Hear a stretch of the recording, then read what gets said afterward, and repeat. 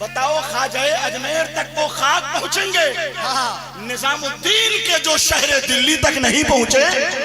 रजा की शायरी पे तबसरा करने चले हैं वो कि जिनके हाथ भी उर्दू की पहली तक नहीं पहुंचे। तो मैं हजरत से गुजारिश कर रहा हूँ जरा सा इस्तकबाल कर दीजिए अच्छे से। अजहरी हैं कहाँ से? जहाँ से हुजूर ताजुश शरिया बदरुत तरीका जानशीन सरकार मुफ्ती आजम हिंद हजरत अल्लामा मुफ्ती अख्तर रजा खान अजहरी जिन्हें जामे अजहर से फख्रे अजहर का अवार्ड मिला, वहीं से ये भी पढ़ के आए हैं। सुभान अल्लाह, बड़े बाप के बेटे, इनके अब्बा हुजूर की जबान और उनका फन, उनकी सलाहियत वो जामिउल खसाइस शख्सियत है। तो जाहिर है क्यों न हो फूल, क्यों न हो आलिम इस्लाम का बेटा आलिम, फूल पर बाप की मिट्टी का असर होता है। तो आइए इसी माहौल में हजरत का इस्तकबाल कर लीजिए, हाथ उठा लीजिए सरकार तेगे अली के नाम पर उठाइए, नारे तकबीर सब लोग बोल दें। मुझे ये कहने में रुक के कहने में अच्छा नहीं लगता कि आप भी बोलिए, आप भी बोलिए। नारे का जो तशख्खुस है उसकी वजह से स्टेज का जो है कि तवाजुन बरकरार रहना चाहिए। नारे तकबीर, नारे रिसालत, गिरते हुए को थाम लिया, क्या गलत किया? पत्थर से इंतकाम लिया, क्या गलत किया? पूछा किसी ने गौसे जमा कौन है बता, तेगे अली का नाम लिया, क्या गलत किया? सरकार नमाजी की मौलाना नसीम साहब, अल्लामा सनाउल मुस्तफा नूरी साहब के भाई कोतवाली मस्जिद के वो तशरीफ लाए हैं। सरकार नमाजी के नाम पे हाथ उठाइए तो सरकार तेगे अली की बारगाह में एक तोहफा हजरत की दुआ लेकर।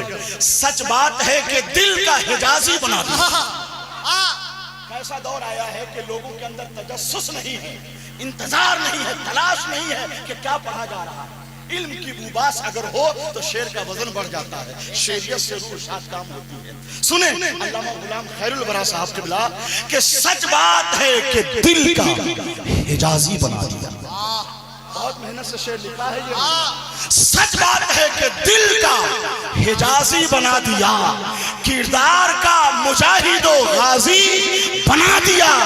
एक खास बात हजरत तेगे अली में थी, जिसको किया मुरीद नमाजी, जिसको किया मुरीद। मैं गुजारिश करता हूँ हजरत मौलाना मुफ्ती नूरुद्दीन अजहरी साहब के बिला से कि तशरीफ लाएं। आपका चकना में शहर मुजफ्फरपुर में तेगे अली के शहर में जबरदस्त इस्तकबाल है। ये वो मुजफ्फरपुर है कि न लीची संतरा ना सेब से ना आम से रोशन, मुजफ्फरपुर है तेगे अली के नाम से रोशन।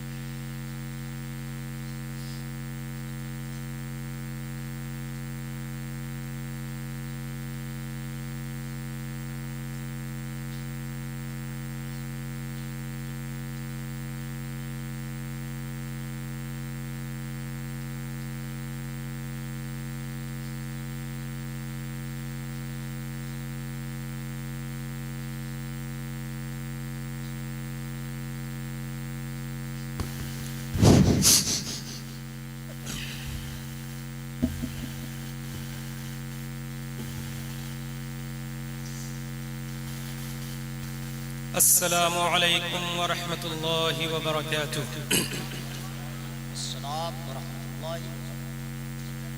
हज़रात मोहतरम, आपकी सरज़मीन में मेरी ये पहली हाज़री है और ये मेरे लिए खुशनसीबी भी है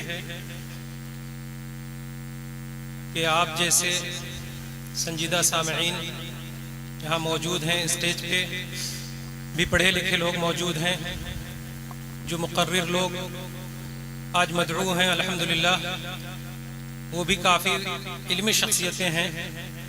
और हज़रत अल्लामा मौलाना महबूब गौहर हफ़िज़हुल्लाह, उनकी शायरी भी मैंने सुनी मैं ये सुन रखा था कि शायद निकाबत की कोई ज़रूरत नहीं होती है, बहुत वक्त लेते हैं, लेकिन आज मुझे ये एहसास हुआ कि इसकी ज़रूरत है।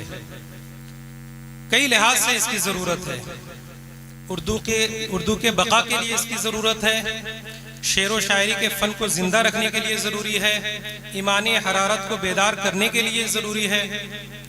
जब ये शेर कह रहे थे माशाअल्लाह, ये इनकी अपनी शायरी थी, मैं फ़नी लिहाज से देख रहा था तो शायरी फ़न के लिहाज से काफ़ी मेयारी थी। बहर के हिसाब से मैंने देखा, तवील है, मदीद है, बसीत है, वाफिर है, कामिल है, रजज है, रमल है, सरी है, मुनसरी है, खफीफ है, मुजारे है, मुख्तज़ब है। हर बहर के हिसाब से मैंने चेक किया। अल्हम्दुलिल्लाह इनकी शायरी में कमाल है, इनकी शायरी में आमद की कैफियत है, इनकी शायरी में खुलूस है, और इनकी शायरी में फिक्र है, इनकी शायरी में विजदान है, और इनकी शायरी में सलासत है। हर लिहाज से माशाल्लाह इनकी शायरी सुनने के लायक है। इनकी शायरी से उर्दू ज़बान को फ़रोग़ मिलती है, तो इन्हें गैर ज़रूरी ना समझा जाए। मैं समझता था, लेकिन आज से मैं ज़रूरी समझता हूँ इसे। ये बहुत ज़रूरी चीज़ है। हर चीज़ के अपनी पहचान होती है, अपनी उसकी खासियत होती है। आप उसको उस नुक्ते में, उस दायरे में रख के देखेंगे तो उसकी अहमियत आपको समझ में आएगी। तो महबूब गौहर साहब की शायरी को आप इस मंजर में भी देखें कि अगर इन जैसे शायर इस दुनिया में से चले जाएं तो उर्दू की शायरी का मुहाफिज कौन होगा। और उर्दू भी हमारी तहजीब की बहुत ही मजबूत कड़ी है।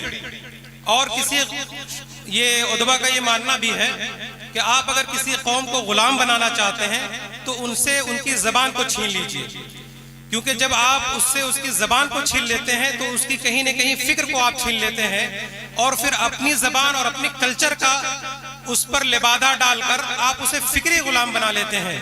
और इंसान जब फ़िक्री तौर पर गुलाम होता है तो ये 100x ज़्यादा बड़ा गुलाम हो जाता है जब इंसान जिस्मानी तौर पर गुलाम होता है। तो इसकी बड़ी अहमियत है अपनी जगह पे। अब मैं खुलूसे दिल के साथ, बड़े एहतराम के साथ, बड़े अदब के साथ मैं अपनी खुशी और मसरत का इजहार करता हूँ कि मेरे बिरादर हजरत अल्लामा मौलाना अल-हाफिज अल-कारी गुलाम खैरुल वरा अल-कादरी अर-रदवी हफिज़हुल्लाह, जो हमारे बड़े भाई भी हैं और हमारे सरपरस्त भी हैं। अल्हम्दुलिल्लाह हम लोगों का ताल्लुक एक ख़ानदानी रिश्तों की तरह है, बल्कि उससे भी बढ़कर है। हमारी न सिर्फ दोस्ती है, मैं तो इन्हें एक ब्लड रिलेशन की तरह समझता हूँ। तो हमारा काफ़ी गहरा ताल्लुक है और मेरी दिली ख्वाहिश थी कि कभी आपके शहर में आऊँ, कभी आपके दियार में आऊँ, और ये हमारे लिए खुश नसीबी है कि ये मौका मुझे मयस्सर है। आप यहाँ के सज्जादा नशीन हैं, सज्जादा नशीन खानकाह आलिया तेगिया अलाइया तारिकिया चकना शरीफ। आपके वालिदे गिरामी, उनकी अहमियत या उनकी तारीफ या इंट्रोडक्शन में सिर्फ मैं इतना कहूँ कि उन्होंने अपनी पूरी जिंदगी में कभी कोई नमाज जानबूझकर कज़ा नहीं की। ये क्वालिटी इतनी बड़ी क्वालिटी है कि जिसे मैं ना लफ्जों में बयान कर सकता हूँ, न कोई इंसान इस क्वालिटी की खूबी को कमा हक़हू बयान कर सकता है। ये अपने आप में बहुत बड़ी क्वालिटी है। ये तो पहली क्वालिटी है। ये आबिदीन और सालिहीन और नेक परहेजगार लोगों की बड़ी खासियत होती है। चूंकि नमाज मेरे नबी की आंखों की ठंडक है, इसलिए जो भी वली होंगे, जो भी अल्लाह वाले होंगे, जो सालिहीन होंगे, उनकी जिंदगी की सबसे बड़ी पहचान होती है कि नमाजें उनसे नहीं छूटेगी, उनका दिल मस्जिदों से मुअल्लक़ होता है। तो ये तो पहली, वो एक बड़े आबिद भी हैं। अच्छा, वो एक बहुत बड़े आलिम भी हैं, और आलिम की फजीलत एक आबिद पर ऐसे ही है। हुजूर फरमाते हैं फज़लुल आलिम अलल आबिद कफ़ज़ली अला अदनाकुम, कि एक आलिम की फजीलत एक आबिद पर ऐसे ही है जैसे मेरी फजीलत तुम में से एक अदना और छोटे इंसान पर। तो आप समझ सकते हैं कि एक तरफ वो आबिद जाहिद और सालिहीन में से, और दूसरे तरफ वो आलिम रब्बानी में से हैं। फिर उनके मकाम व मर्तबा का हम और आप अंदाजा नहीं लगा सकते। अगर आपकी आंखों में रूहानियत है तो आप इस अहमियत को समझ सकते हैं, और अगर आपकी आंखों में वो तासीर नहीं, आपके आंखों में वो रूहानियत नहीं, तो इंशाअल्लाह कल क़यामत के दिन आप इस मंजर को देखेंगे कि एक आलिम की क्या शान होती है, हुजूर तारिक़ मिल्लत की क्या शान होगी। आप इस जिंदगी से जाने के बाद जरूर देखेंगे, क्योंकि आपके इदारे में, आपके गांव में, आपके मोहल्ले में कोई कलेक्टर आ जाता है, कोई मजिस्ट्रेट आ जाता है, कोई बड़ी शख्सियत पर्सनालिटी आ जाती है, आप उसके लिए रेड कार्पेट बिछाते हैं, लोग अपनी शिकायतें लेकर जाते हैं कि हुजूर यहाँ कलम चला दीजिए, हुजूर यहाँ साइन कर दीजिए। मैं बिला शुबा व तमसील ये कहना चाहता हूँ कि जहाँ इन बड़े बड़े मिनिस्टरों, जहाँ इन बड़े बड़े ब्यूरोक्रेसी के लोगों, जहाँ इन मजिस्ट्रेट और इंजीनियरों के कलम चलते हैं, अल्लाह की कसम कल क़यामत के दिन आप देखेंगे कि उन जगहों पे इन जैसे उलमा के कदम चलेंगे। तो ये उनकी शान होती है। आप प्रेसिडेंट की शान में हजारों लाखों की तोपें छोड़ देते हैं, रेड कारपेट बिछाते हैं, लेकिन आपको पता है कि इन आलिम की शान क्या है? अल्लाह ने इसका एहतमाम किया है, फरिश्तों से कहा इन्नल आलिमा ला यस्तग़फिरु लहू मन फिस समावाति व मिन फिल अर्द व इन्नल मलाइकता लतज़अु अजनिहतिहा, कि जब कोई आलिम किसी रास्ते से गुजरता है तो जमीन व आसमान के सारी मखलूकात, यहाँ तक के समंदर की मछलियां उनके लिए दुआएं करती हैं, और अल्लाह फरिश्तों से कहता है कि इनके लिए दुनियावी रेड कारपेट बहुत छोटी चीज है, इनके लिए तुम अपने नरमो नाजुक परों को बिछा दो। तो ये है आलिम की शान। आज हमारी जवाल की बहुत बड़ी वजह यह भी है कि हम उलमा से दूर हो गए। मैं अभी तमहीदी गुफ्तगू कर रहा हूं। एक्चुअली बात यह है, हदीस पाक में है कुन आलिमन औ मुतअल्लिमन औ मुस्तमिअन औ मुसाहिबन लहु वला तकुनिल खानिस फतहलुक। एक वसूली बात हदीस की रोशनी में बता रहा हूं कि हुजूर ने फरमाया कि या तो आलिम बन जाओ, या मुतअल्लिम बन जाओ, या उनकी मजलिस में बैठने वाला बन जाओ। ये तीन ना हो सके तो कम से कम उलमा से मोहब्बत करने वाला बन जाओ। ये भी ना हो सके तो पांचवा मत बनना, क्योंकि अगर तुम पांचवा बनोगे तो हलाक हो जाओगे। आप ये समझिए कि दुनिया में जो भी इख्तलाफ है उसकी वजह यह है कि फॉर एग्जाम्पल आप में से कोई एक शख्स है जिन्हें दीन से या दीनी उलूम से कोई सरोकार नहीं, एक आम इंसान है, उनकी उम्र 70-80 साल हो चुकी है, अब वो इल्म हासिल नहीं कर सकते, तो उनके लिए ये है कि वो इल्म हासिल नहीं कर सकते तो उलमा से मोहब्बत करने वाले या उनकी मजलिस में बैठने वाले बन जाए। अब कोई बात आती है, अब अगर वो शख्स जिसकी पोजीशन ये है कि वो उलमा की मजलिस में बैठे, सीखे, उनसे मोहब्बत करे और जैसा अपने आलिम को देखे वैसा करे, वो इंसान किसी पॉइंट पे आए और अपनी बात रखने लगे, नहीं ऐसा होना चाहिए, वैसा होना चाहिए, तो ये पांचवा है और यही से इख्तलाफ होता है। फिर आप जमीन को आसमान और आसमान को जमीन बना देते हैं। तो इत्तेहाद की बहुत बड़ी कुंजी है इस हदीस में कि अगर आप चाहते हैं कि मुसलमानों में इत्तेहाद हो या दुनिया में कहीं भी इत्तेहाद हो, तो आपको अपना मर्तबा, अपना मकाम मालूम होना चाहिए। इसी को हायरार्की बोलते हैं। जो जिस मकाम मर्तबे का है उसको वो मकाम मर्तबा आप दे, इंशाअल्लाह आपकी सोसाइटी में इत्तेहाद होगी। और इसको यूं समझें कि दो चचा बात कर रहे हैं, चचा और आपके वालिद साहब, तो इस्लामी तकाजा ये है, इस्लाम ये कहता है कि वहां से अगर कोई भतीजा गुजर रहा है तो भले वो उनसे फिक्री इख्तलाफ करता हो, लेकिन वहां वो कुछ बोले नहीं, क्योंकि जो दो बड़े बोल रहे हैं ये उनका मकाम है। और अगर वो बीच में टांग अड़ाएंगे तो क्या होगा कि दो चचा में आपस में दुश्मनी हो जाएगी और चचा और भतीजे में। तो मकाम मर्तबे का लिहाज बहुत जरूरी है, बहुत अच्छे, चाहे वो इल्मी मैदान हो, बहुत अच्छा, या दुनिया का कोई भी मैदान हो। वाह वाह वाह। ये तो रही बात। फिर यह है कि आपका मेयार क्या है, आप कितने पढ़े लिखे हैं, आप कैसे लोग हैं, ये आपको जरूरी नहीं है कि आप हमें बताएं, हमें पता चल जाएगा। आपके बैठने उठने से, आपके चलने से, आपके पहनावे ओढ़ावे से, आपके सुनने से ये अंदाजा हो जाता है। बहुत सारी चीजें बताई नहीं जाती, वो अपने आप जाहिर हो जाती हैं, डिस्कवर हो जाती हैं। तो मैं ये उम्मीद करूंगा कि आप पढ़े लिखे और एक मुहज़्ज़ब सामीन और ऑडियंस होने का आज सबूत दें। बस इतनी सी हमारी दरखास्त है। दूसरी दरखास्त ये है, और वो दरअसल मेरा एक्सपीरियंस है, चूंकि मैं 7 साल इजिप्ट में रहा हूँ, मिस्र में, काहिरा की सबसे, बल्कि दुनिया की सबसे मशहूर यूनिवर्सिटी अल अज़हर यूनिवर्सिटी से मैंने तालीम हासिल की है। वहाँ मैंने एक अच्छी चीज़ देखी कि वहाँ चूंकि इल्म का एक समंदर है।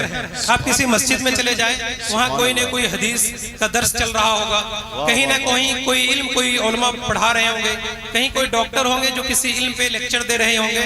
तो इल्म का सोता मानो मिस्र की हर गलियों में बह रहा हो, आप जहाँ बैठ जाएंगे सैराब होते चले जाएंगे। और उसकी वजह यह है कि वहाँ के सामीन में एक बड़ी खासियत है। मैंने क्या देखा कि किसी भी मजलिस में, चाहे वो ऑडियंस हो या तालिबे इल्म हो, उनके पास अगर कोई डिवाइस हो, कोई मोबाइल हो, तो वो मोबाइल को ओपन करते हैं, रिकॉर्डिंग ओपन करते हैं और आलिम के सामने रखते हैं, क्योंकि वो सारी बातें तो याद नहीं रख सकते। माहिरीन नफ्सियात और साइंस का ये मानना है कि जब हम कोई चीज़ सुनते हैं तो सुन के हमें कोई चीज़ 30% याद रहती है, बाकी 70% जो आपको कवर करना है वो आपको रिपीटेशन करना होगा, बार बार सुनना होगा। तो एक अच्छे सामीन और एक सीखने वाली की ये ललक होनी चाहिए कि जहां भी कोई अच्छी बात हो, हमारे पास जो भी वसाइल अवेलेबल हैं हम उनका बेहतर इस्तेमाल करें। आपके पास लैपटॉप हो या मोबाइल हो, उसका कितना बेहतर इस्तेमाल कर सकते हैं, ये आपके अच्छे सामीन और अच्छे इंसान होने की अपने आप में एक बड़ी अलामत है। तो मेरी ये दरख्वास्त होगी कि जो भी टेक्नोलॉजी आपके पास अवेलेबल है उसका बेहतर इस्तेमाल करें। आज हमारी पसमानदगी और जवाल का सबसे बड़ी वजह यह भी है कि हम फजूल चीज़ों में अपना वक्त बर्बाद करते हैं, अपने वसाइल को बर्बाद करते हैं। अब हम आते हैं असल मौजू की तरफ। क्या बात है, सुभान अल्लाह, सुभान अल्लाह, वाह। अल्हम्दुलिल्लाह अल्हम्दुलिल्लाह नहमदुहु व नस्तईनुहु व नस्तगफिरुहु व नुमिनु बिही व नतवक्कलु अलैहि। अल्लाहुम्मा या नूर लकल हम्दु सरमदा, अल्लाहुम्मा या नूर व या नूरन नूर व या नूरन हक़्क़ल नूर व या नूरन मिन कुल्लि नूर व या नूरन फ़ौक़ कुल्लि नूर व या नूरुन अला नूर। सल्लि अला नूरिकल मुनीर व आलिहि सुरजिल गुररि व मसाबिहिज़ ज़ुहरि सलातन तजअल लना बिहा फ़ी क़ुलूबिना नूरा व फ़ी उयूनिना नूरा व फ़ी वजूहिना नूरन आमीन या नूरल हक़्क़ल मुबीन। अम्मा बअद फ़अऊज़ु बिल्लाहि मिनश शैतानिर रजीम, बिस्मिल्लाहिर रहमानिर रहीम। क़ाल अल्लाहु तबारक व तआला फ़िल क़ुरआनिल अज़ीम वल फ़ुरक़ानिल हमीद, यरफ़इल्लाहु अल्लज़ीना आमनू मिनकुम वल्लज़ीना ऊतुल इल्म दरजात। Allah will raise the rank of those who have given the knowledge and those who have believed. सदक़ल्लाहु मौलाना अल-अज़ीम व सदक़ रसूलुहु नबियुल अमीनुल मतीनुल मुईनुल करीम। अपनी बेबज़ाती के बावजूद मुझे बेहद खुशी महसूस हो रही है कि आज एक जिंदा सामीन और ऑडियंस के बीच में हाजिर हूँ और स्टेज पे माशाअल्लाह खासी तादाद में वेल एजुकेटेड पर्सनालिटीज अवेलेबल हैं। तो ये हमारे लिए बड़ी अच्छी बात है और मैं उम्मीद करता हूँ कि मैं अपनी स्पीच और तकरीर का लेवल थोड़ा बढ़ा भी दूँ तो आप तक वो बात पहुँच जाएगी। नहीं पहुँचेगी तो आप इस रिकॉर्डिंग से दोबारा उसे सुनने की कोशिश कीजिएगा, क्योंकि जब आप किसी महफिल में, दीनी महफिल में आते हैं तो अपना एक मिजाज रखिए और वो मिजाज ये होना चाहिए कि हम सीखने के लिए जा रहे हैं। जब आप नात सुने तो आपकी ये ख्वाहिश होनी चाहिए कि हम अपने दिल को, अपने रूह को, अपने जज्बात को ईमानी हरारत से गरमा दें। चुनांचे एक शेर मुझे याद आ रहा है, एक शायर ने कहा था कि जो यादें मुस्तफ़ा से दिल को बहलाया नहीं करते, जो यादें मुस्तफ़ा से दिल को बहलाया नहीं करते, हकीकत में सुराग़े ज़िंदगी पाया नहीं करते। जब शायर ने ये शेर पढ़ी तो हुजूर मुफ्ती आज़म स्टेज पे मौजूद थे। आपने शायर को रोका और कहा कि नात कोई इंटरटेनमेंट की चीज नहीं है कि उससे हम दिल को बहलाएं, बल्कि इस शेर को यूं पढ़ो कि जो यादें मुस्तफ़ा से दिल को गरमाया नहीं करते, बहलाया नहीं, गरमाया नहीं करते, हकीकत में वो सुराग़े ज़िंदगी पाया नहीं करते। तो आप इस नियत और इस जज्बे के साथ नात सुने, इस नियत और इस जज्बे के साथ कोई तकरीर और दीनी बयानात सुने कि आप सीखें और आप अपने दिल में रूहानी लज्जत महसूस करें, दुनियावी लज्जत नहीं, इंटरटेनमेंट नहीं। चूंकि आपको यही करना हो तो यूट्यूब में बहुत सारी वीडियोस अवेलेबल है, आप वहां पे टाइम पास कर सकते हैं। अगर आपने इस वक्त का सही इस्तेमाल किया तो यकीनन ये आपकी जिंदगी में बड़ी अहमियत और अहमियत की हामिल चीज होगी। तो हुसूल बरकत के लिए मैं पहले दो शेर नातिया कलाम आपकी बारगाह में पेश करता हूं और मैं आपसे उम्मीद रखता हूं कि आप इसे मोहब्बत से सुने, क्योंकि मैं ये सिर्फ खुलूस से पढ़ रहा हूं। और शायर ने अभी आपसे पहले कहा था कि मदीने का वीजा लग गया, तो अगर वीजा बचांस लग गया हमारा तो एक आशिक़ रसूल की क्या फीलिंग होती है, उस फीलिंग को दरअसल शेर में शायर ने पिरोने की कोशिश की है। और ये नात आपने काफी बारहा सुनी भी होगी, मेरी अच्छी नात है, मेरी पसंदीदा नात है ये। दुरूद पाक पढ़ लें। अल्लाहुम्मा सल्ली अला सय्यिदिना व मौलाना मुहम्मदिन मअदनिल जूदि वल करम मनबअल इल्मि वल हिल्मि वल हिकम व आलिहि व बारिक व सल्लिम सल्लु अलैहि सलातन सलामन अलैका या रसूल अल्लाह व सल्लल्लाहु तआला अलैहि व आलिहि वसल्लम। फासलों को तकल्लुफ है हमसे अगर हम भी बेबस नहीं बेसहारा नहीं। क्या बात है, क्या बात है। फासलों को तकल्लुफ है हमसे अगर हम भी बेबस नहीं बेसहारा नहीं और खुद उन्हीं को पुकारेंगे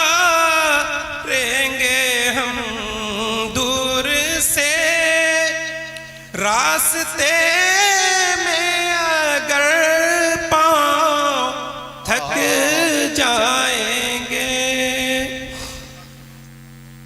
और हम मदीने में तन्हा निकल जाएंगे। सुभान अल्लाह, सुभान अल्लाह। हम मदीने में तन्हा निकल जाएंगे और गलियों में कसदन भटक जाएंगे। सुभान अल्लाह, सुभान अल्लाह। वाह वाह वाह, बहुत अच्छे हज़रत। तन्हा निकल जाएंगे और गलियों में कसदन भटक जाएंगे। चूंकि आवाज साथ नहीं दे रही है, लेकिन मैंने मोहब्बत में ये अशार आपके सामने पेश किए हैं। सुभान अल्लाह। इंशाअल्लाह तबारक व तआला सुभान अल्लाह। आपने जो खूबसूरती के साथ इन दो अशार को सुना है, मुझे बहुत खुशी महसूस हुई। उम्मीद करता हूँ कि आगे की तकरीर भी आप इसी तरह सुनेंगे। हजरात मोहतरम, मैं ये नजराना खानकाह तेगिया के लिए पेश करता हूँ, चूँकि मैंने खुलूस से नात पढ़ी है। अल्लाह ताला कबूल फरमाए, हमारा पढ़ना कबूल फरमाए, आपका सुनना कबूल फरमाए और हुजूर तारिक़ मिल्लत का फैज़ान हम सब पे जारी फरमाए। हजरात मोहतरम, आज मैं आपके सामने कोई रस्मी तकरीर करने नहीं आया हूँ, बल्कि एक दुख भरा दिल लेकर आया हूँ, एक सुलगता हुआ सवाल लेकर आया हूँ, एक टूटी हुई उम्मीद को जोड़ने की आरजू लेकर आया हूँ। आज मेरा सवाल ये है कि वो उम्मत जिसके नबी पर सबसे पहली आयत इक़रा नाजिल हुई, सबसे पहला ऑर्डर पढ़ने का आया, आज वो उम्मत, आज वो कौम जहालत के अंधेरों में क्यों भटक रही है? वो उम्मत जिसके असलाफ ने दुनिया को इल्म की रोशनी से मुनव्वर किया, वो उम्मत जिन्होंने सितारों पे कमंदे डाली, जिन्होंने सूरज के शुआओं को गिरफ्तार किया, आज वो उम्मत इस जमीन पे पस्ती का शिकार क्यों है? ये सवाल सिर्फ मेरा नहीं, ये हम सब का सवाल है।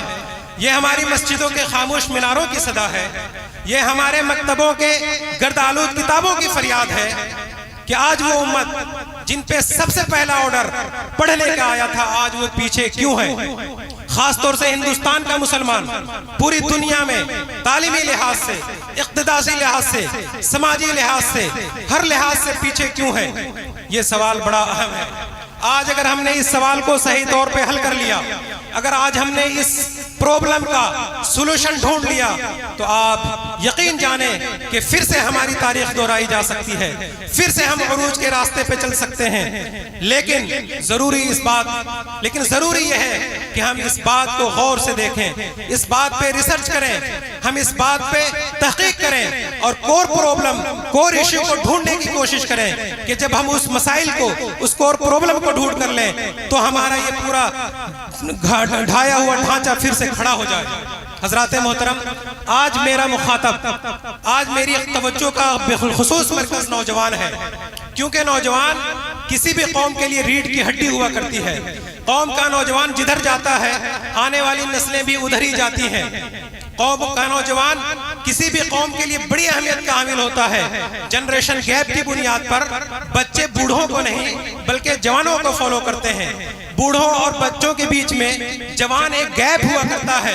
बच्चे वही करते हैं, बच्चे वही सीखते हैं जो कौम का नौजवान करता है। माहिरीन नफ्सियात भी इस बात पर मुत्तफिक हैं कि इंसान की शख्सियत की बुनियाद, उसकी पर्सनालिटी की बुनियाद, उसकी नेचर, उसकी तबीयत, उसकी फितरत सब कुछ 10 से 12 साल की उम्र में रखी जा चुकी होती है। फिर इंसान जैसा 12 साल की उम्र में होता है, फिर इंसान जैसा 20 साल की उम्र में होता है, उम्मन वो 60 और 80 साल की उम्र में भी वैसा ही होता है। इस लिहाज से भी अगर देखा जाए तो जवानी का दौर इंसान की जिंदगी में बड़ी अहमियत का हामिल है। इसलिए हमारी पूरी तवज्जो जवानों पे होनी चाहिए। जवान जिधर जाते हैं आने वाली नस्लें उधर जाती हैं। इसलिए मेरी खास तवज्जो और दिलचस्पी का मरकज आज नौजवान है और कौमों को अपने नौजवानों से बड़ी उम्मीदें हुआ करती हैं, क्योंकि संघर्षों के साए में इतिहास हमारा बनता है। संघर्षों के साए में इतिहास हमारा बनता है। जिस और जवानी चलती है उस और जमाना चलता है। तलवारों के साए में इतिहास हमारा बनता है, तलवारों के साए में इत्तेहाद हमारा बनता है। जिस और जवानी चलती है उस और जमाना चलता है। हजरात मोहतरम, आपको शायद एहसास ना हो कि इस्लाम जैसी अजीम दौलत आपको मिली हुई है, ईमान जैसी अजीम नेमत आपको मिली हुई है। चूंकि ये चीज आपको डायरेक्टली आपको आबाओ अजदाद से मिल गई है। आपके बाप दादा मुसलमान थे, आप मुसलमान हो गए, इसलिए आपको इस दौलत का अंदाजा नहीं है। इसकी अहमियत का अंदाजा आपको इसलिए नहीं है कि आपने इसे मशक्कत से हासिल नहीं किया है। इस्लाम की दौलत, ईमान की ताकत जरा उन नौ मुस्लिमों से पूछिए जो आज बड़ी तेजी के साथ यूरोप में, जो आज बड़ी तेजी के साथ मगरिब में, जो आज बड़ी तेजी के साथ यूरोप के दूसरे कंट्रीज में मुसलमान हो रहे हैं। आज उनकी ताकत यह है कि आप चांद सूरज उनके हाथों पे रख दे, लेकिन वो इस्लाम से रत्ती बराबर भी समझौता नहीं कर सकते हैं, क्योंकि उन्हें इस्लाम विरासत में नहीं बल्कि बड़ी तहकीक के बाद मिली है, बड़ी जुस्तजू के बाद मिली है, बड़ी रिसर्च के बाद मिली है। इसलिए उनके अंदर ये ताकत है, वो इस्लाम को समझते हैं, वो इस्लाम की ताकत को समझते हैं, इस्लाम के निज़ाम की अहमियत को समझते हैं, वो रूल ऑफ लॉ को समझते हैं, रूल ऑफ अल्लाह को समझते हैं। आज आपके लिए जरूरी है कि आज आप भी इस्लाम की ताकत को समझो, और जिस दिन आप इस्लाम की ताकत को समझ जाओगे, मेरा यकीन मानो, आप दुनिया में सब कुछ गंवाने के लिए तैयार हो सकते हो, लेकिन जहां इस्लाम की बात आएगी, जहां ईमान की बात आएगी, जहां कुरान की बात आएगी, आप सब कुछ कुर्बान कर दोगे, लेकिन दीनी हमीयत को कभी कुर्बान नहीं करोगे। ये उस वक्त होगी जब आप इसे समझेंगे, और इसे समझने के लिए आपका पढ़ा लिखा होना बहुत जरूरी है। आज मुसलमान पीछे इसलिए है कि वो तालीम में पीछे है। आज मुसलमान समाज में पीछे इसलिए है, मुसलमान आज इकोनॉमी में पीछे इसलिए है कि वो तालीम में पीछे है। तालीम का, इक्तिसाद का, इकोनॉमी का एक गहरा रिश्ता है। जो इंसान अमीर होता है वो तालीम अच्छी करता है, अपने बच्चों की अच्छी तालीम करता है, क्योंकि आपके पास पैसा होगा, आप अपने बच्चों को अच्छी तालीम देंगे, और जब आप अपने अच्छे को अच्छी तालीम देंगे तो वो बच्चा अच्छा बिजनेस मॉडल खड़ा करेगा, दूसरों को रोजगार देगा। इस लिहाज से जरूरी है कि मुसलमान आज तालीम में भी आगे बढ़े, इक्तिसाद में भी आगे बढ़े, इकोनॉमी में भी आगे बढ़े। अगर आप इन दोनों मैदान में आगे बढ़ेंगे तो इंशाअल्लाह तबारक व तआला आपके साथ ईमान भी है, तो फिर दुनिया आपका मुकाबला नहीं कर सकती है, क्योंकि अल्लाह ने हमें इस बात का वादा कर दिया है कि अगर तुम्हारे पास ईमान की ताकत है, इल्म की ताकत है, तो तुम ही सरबुलंद रहोगे। क्योंकि अल्लाह ताला ने कुरान में साफ कर दिया है कि यरफ़इल्लाहु अल्लज़ीना आमनू मिनकुम वल्लज़ीना उतुल इल्म दरजात, कि अल्लाह सिर्फ दो लोगों के दर्जात को बुलंद फरमाता है, एक इल्म वाले को और एक ईमान वाले को। तो हजरात मोहतरम, आज जरूरत इस बात की है कि हम इल्म के मैदान में और रिसालत मसलके आला हजरत फैजान सरकारे सुरकाही, फैजान हुजूर तारिक़ मिल्लत शायर इस्लाम नदीम रजा फैजी, नारे तकबीर, नारे रिसालत। माशाअल्लाह। हजरात मोहतरम, दुनिया के नौजवान की अपनी पहचान है, दुनिया के नौजवान की अपनी खासियतें हैं, और दुनिया से नौजवान को उम्मीदें उसको अपने तौर पे हैं, लेकिन मुसलमान का नौजवान, उसकी उम्मीदें कई गुना ज़्यादा होनी चाहिए। उससे कौम की जो उम्मीदें हैं वो कई गुना ज़्यादा है। इस्लाम भी उनसे ज़्यादा अहमियत का हामिल समझता है। जहाँ में अहले ईमान सूरत खुर्शीद जीते हैं, जहां में अहले ईमान सूरत खुर्शीद जीते हैं, इधर डूबे उधर निकले, उधर डूबे इधर निकले। अगर आप नौजवान हैं, साहिब ईमान हैं, तो आपको कोई दबा नहीं सकता है। अगर आपको कोई यहाँ दबाएगा तो आप किसी और सरजमीन में निकल पड़ेंगे, कोई आपको वहां दबाएगा तो आप ईमान की ताकत से, इस्लाम की ताकत से कहीं और निकल पड़ेंगे। तो नौजवान होना और बात है, लेकिन मुसलमान नौजवान होना उससे भी बड़ी बात है। जहां में अहले ईमान सूरत खुर्शीद जीते हैं, इधर डूबे उधर निकले, उधर डूबे उधर निकले। और हम भी दरिया हैं। एक मुसलमान को कैसा होना चाहिए, एक मुस्लिम नौजवान को कैसा होना चाहिए, उसके अज़्म व इरादे को कैसे होना चाहिए कि हम भी दरिया हैं, हमको अपना हुनर मालूम है, जिस तरफ भी चल पड़ेंगे रास्ता हो जाएगा। और मैं खुदा का नाम लेकर पी रहा हूं दोस्तों, जहर भी इसमें अगर होगा दवा हो जाएगा, जहर भी इसमें अगर होगा दवा भी हो जाएगा। और उसको मालूम है सब उसी के हैं, जमीन व आसमां, खुशबू जमीन व आसमां, जिस तरफ भी जाऊंगा उसको खबर हो जाएगा। हजरात मोहतरम, आपका नौजवान होना काफी नहीं, बल्कि आपका एक मुस्लिम नौजवान होना काफी है। जब आप नॉर्मल नौजवान होते हैं तो आप नॉर्मल इनकलाब बर्पा करते हैं। तारिक इब्न ज़ियाद होते हैं, मूसा बिन नसीर होते हैं, खालिद इब्न वलीद होते हैं, इमाम राज़ी होते हैं, इमाम शाफ़ई होते हैं, इमाम मालिक होते हैं, इमाम अहमद होते हैं। ये फ़र्क है मुस्लिम नौजवान होने का और एक नॉर्मल नौजवान होने का। हमारा और मिल्लत का और इस्लाम से आपका तकाजा ये है कि आप नॉर्मल नौजवान नहीं बल्कि मुस्लिम नौजवान बने। कहते हैं कि काफिर है तो शमशीर पे करता है भरोसा। ईमान की बरकत देखिए, काफिर है तो शमशीर पे करता है भरोसा, और मोमिन है तो बेतेग भी लड़ता है सिपाही। काफिर को शमशीर पे भरोसा हो, लेकिन नौजवान अगर मुस्लिम है तो बगैर तलवार के भी मैदान में उतर जाता है। जंगे बदर में आपने देखा नहीं, एक तरफ 1000 कड़ियल नौजवान फौजी और दूसरे तरफ 369 बंदे। किसी के पास डंडा है, किसी के पास लाठी है, कोई बूढ़े हैं, कोई 70 साल के हैं तो कोई बच्चा है। आपने दुनिया के किसी फौज में ऐसा कोई फौजी नहीं देखा होगा जिसमें बच्चे भी फौजी हो, जवान भी फौजी हो, बूढ़े भी फौजी हो, उनके पास कोई सिविल ड्रेस ना हो, उनके पास कोई यूनिफॉर्म ना हो, उनके पास कोई असलहे ना हो, उनके पास डंडे हो। ऐसी फौज आपने कहीं देखी हो? दूसरे तरफ कड़ियल नौजवान, सिविल वाले, हथियार वाले, घोड़े वाले, लेकिन 313,000 कड़ियल नौजवानों पे काफी हैं। क्यों?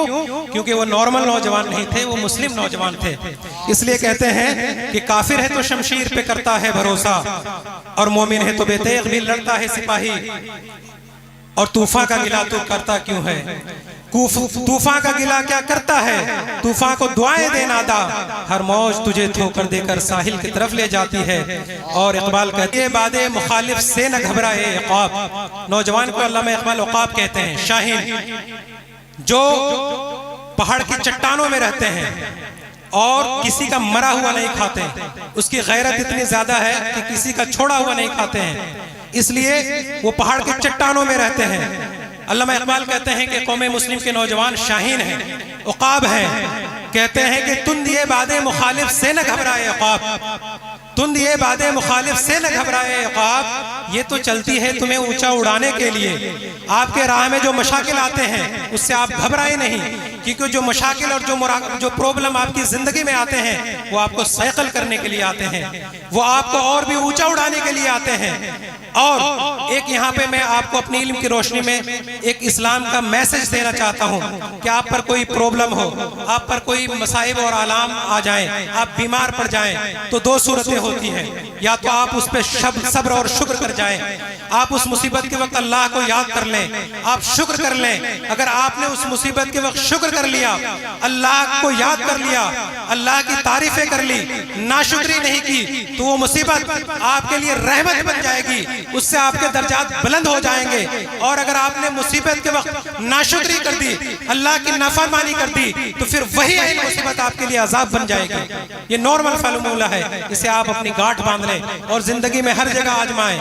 कभी कोई परेशानी हो तो सब्र और शुक्र का मुजाहिरा करें, कभी भी अल्लाह से शिकवा और गिला न करें। इसीलिए इकबाल कहते हैं कि ये तो चलती है तुझे ऊंचा उड़ाने के लिए, और कामयाबी की हुआ करती है नाकामी दलील। अगर आप फेल हो जाएं तो बाउंस बैक करें, फेलियर भी एक नॉलेज की घड़ी होती है। कामयाबी की हुआ करती है नाकामी दलील, रंज आते हैं तुझे राहत दिलाने के लिए, तो आप घबराएं नहीं। आज मुसलमानों का जो सबसे बड़ा मसला है वो ये है कि मुसलमान घबराए हुए हैं। मुसलमानों में हजरत खालिद अय्यूब की तरह, हजरत तारिक इब्न ज़ियाद की तरह हिम्मत नहीं है, बस यही कमी है। वरना सब कुछ आपके पास है, आपके पास दौलत है, सरवत है, सिर्फ आपके पास ईमानी जज्बा नहीं है। जिस दिन ये आपके पास बेदार हो गया, यकीन मानो आपको कोई गिरा नहीं सकता, क्योंकि आप मुसलमान यहाँ से नहीं, यहाँ से होते हैं। आपकी थिंकिंग बहुत ही हाई होनी चाहिए, क्योंकि जब आपकी थिंकिंग हाई होती है तो आप अपने नीचे दुनिया को समझते हैं, दुनिया की हर चीज आपके सामने हो जाती है। ये थिंकिंग जो मुसलमानों की थी, आज इसे यहूदियों ने चोरी कर लिया है। आपको मालूम होना चाहिए कि यहूदी अपने अलावा दुनिया के हर इंसान को, खा वो किसी भी मजहब का हो, उसे जानवर समझते हैं। आज दुनिया के हर फन में, हर ऑफिस में, हर कारोबार में सारे निजाम, सारे सिस्टम यहूदियों के हैं। आपने सुना होगा वो इंसानों को, वो ऑफिस वर्कर को क्या कहते हैं? Human resource. ह्यूमन रिसोर्स क्या होता है कि इंसानी वसाइल, इंसानी सामान। वो हमें इंसान समझते ही नहीं है, इसलिए वो हमारे लिए जब टर्म बनाते हैं कि हम इंसानों को कैसे याद करें, तो आप गौर कीजिएगा वो इसी तरीके के टर्मिनोलॉजी इजाद करते हैं। वो हमें ह्यूमन रिसोर्स कहते हैं और वो हमें चूंकि जानवर समझते हैं। और आज पूरी दुनिया में यहूदियों का कब्जा है। 70% जो दुनिया में दौलत है ये यहूदियों के कंट्रोल में है। दुनिया के सारे बैंकिंग सिस्टम पे डायरेक्टली और इनडायरेक्टली यहूदियों का कब्जा है।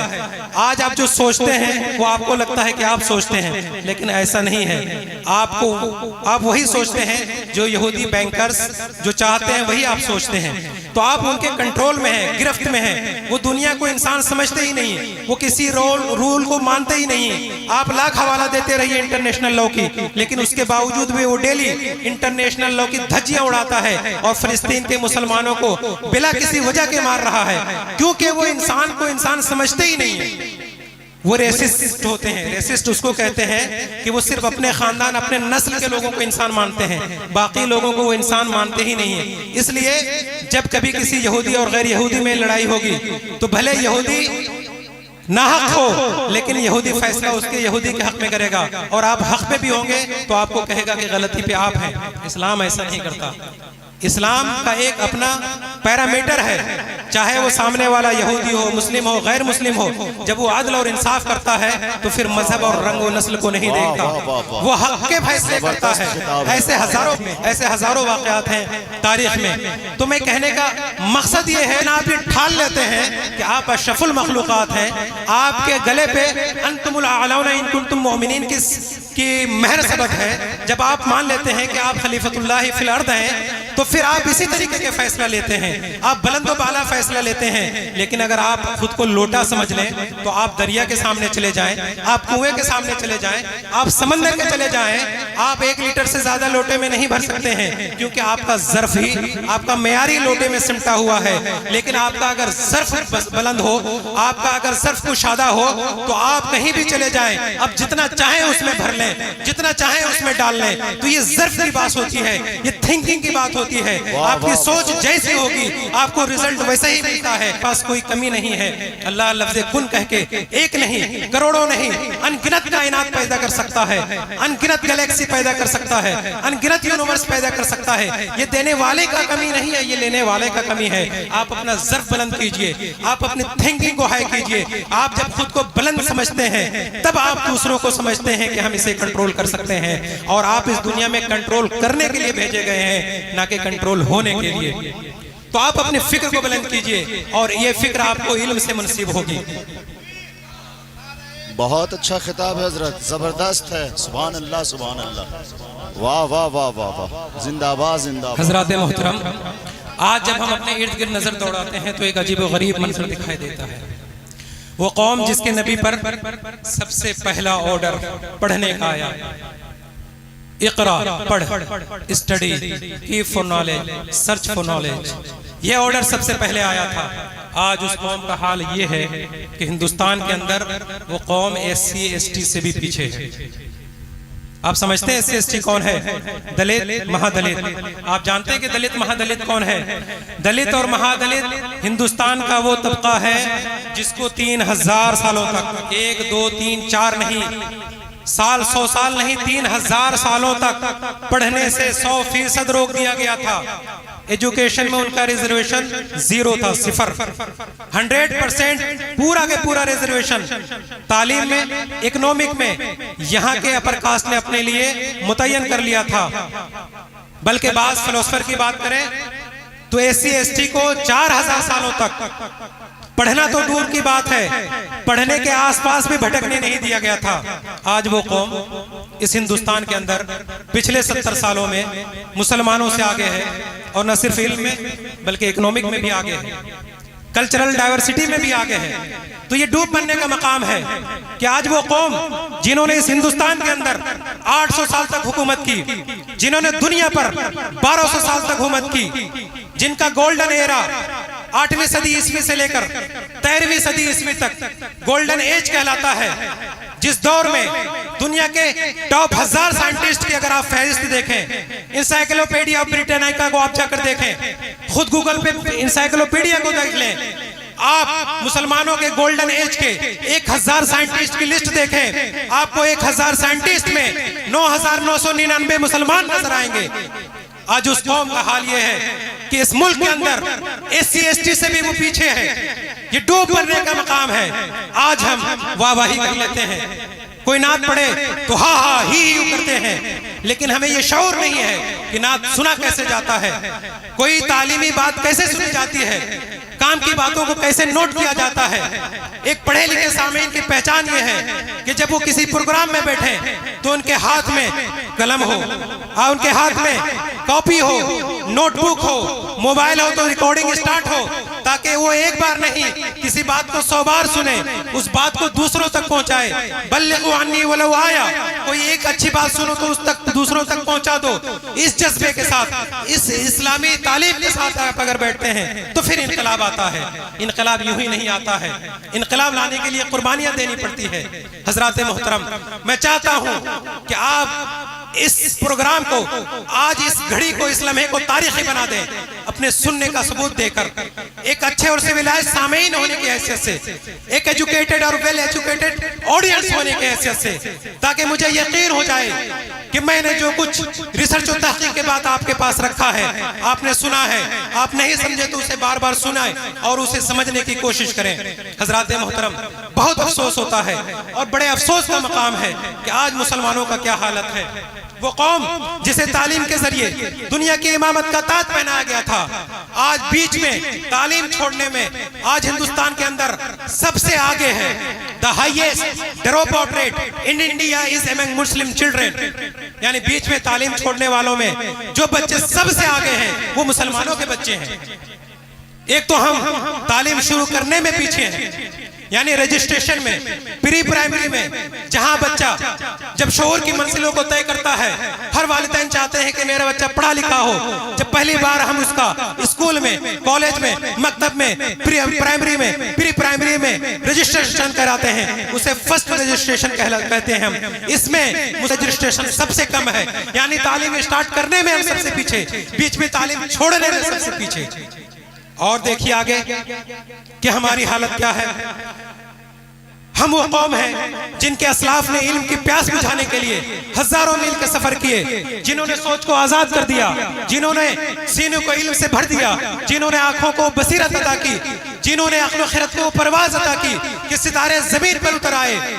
आज उस कौम की तादाद 7.36 करोड़ मुसलमान, हमारी ऑफिशियल डेटा 14 करोड़ समथिंग है, 15 करोड़ है, 20 करोड़ है, 25 करोड़ मान लेते हैं। उसमें अगर 7.36 करोड़ मुसलमान अगर अनपढ़ हो, इलिटरेट हो, जाहिल हो, तो हम दूसरी कौमों का कैसे मुकाबला कर सकते हैं?